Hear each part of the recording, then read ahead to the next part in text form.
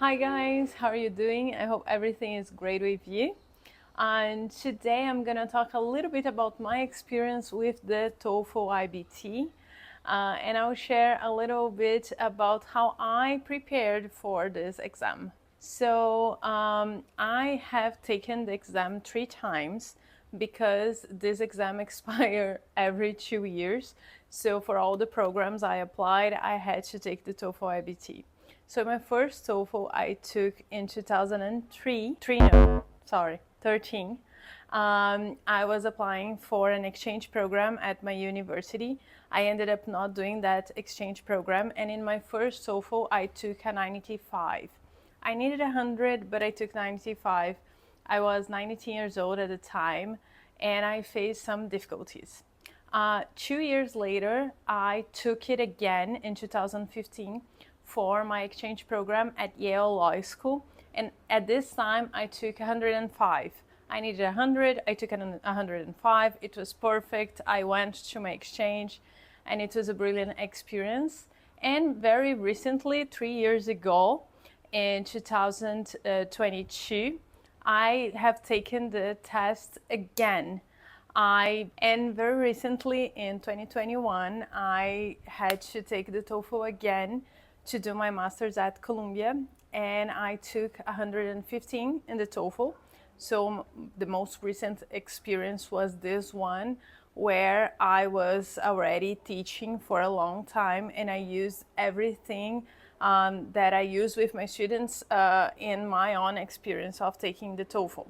After that, I continue teaching, and I think it's nice that I've been through this in different periods of my life. I saw the changes in the TOEFL, the changes in the material, and I want to share with you a little bit about this experience, some strategies, and some things to have in mind when you are applying for this exam. So let's talk a little bit about how to prepare for the TOEFL.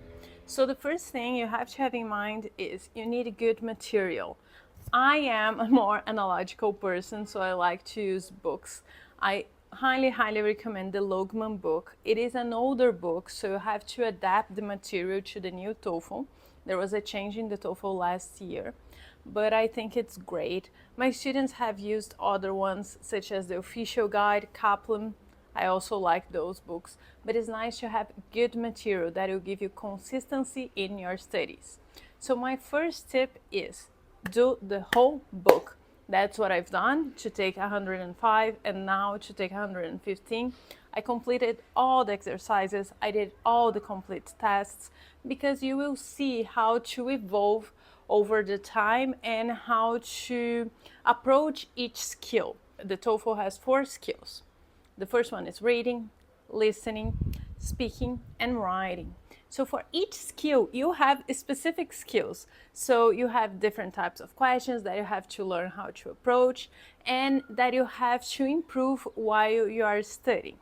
My second tip is to have somebody giving you feedback.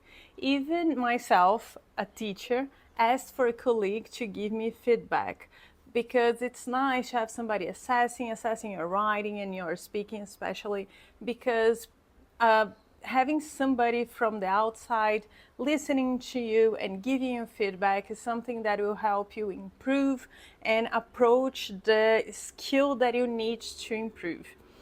So I do that with my students, and it's very fruitful. I see a difference when I say, look, you have to improve pronunciation in those specific words, or your pace has to be faster, or you need to organize the ideas better, for example, in the writing. So this feedback is something crucial for you to get a good score in the TOEFL. And my last tip is practice under exam conditions. And this is something a lot of people don't mention, but you are gonna be stressed out. You have to eat properly before the test.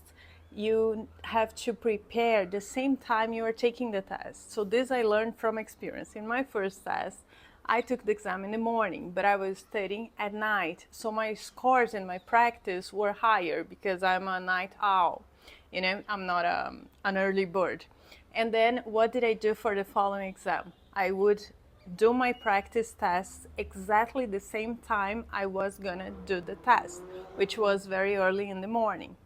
Another tip is, in the test, in the exam center, people will be talking at the same time as you. So you have to prepare in a noisy place. This was another mistake I made when I was like 19, years ago. I was studying in the library or in my room in a very quiet and ideal place. But in the day of the test, you will have a lot of people talking around you. So for my other exams, I was always studying in a cafe or in a place where there was people around making a lot of noise, because then I learned how to do this test with noise around me. So always when you practice, you have to practice under exam conditions. For example, taking notes with a pencil, not with a pen, paying attention to time, always timing yourself to the exact moment. This sort of things help a lot in your TOEFL test. It, guys, right here in the comments all the questions you have for the TOEFL. This is just the first video that I'll be bringing these tips. Every now and then I'll bring from my own experience, from the experience of my students.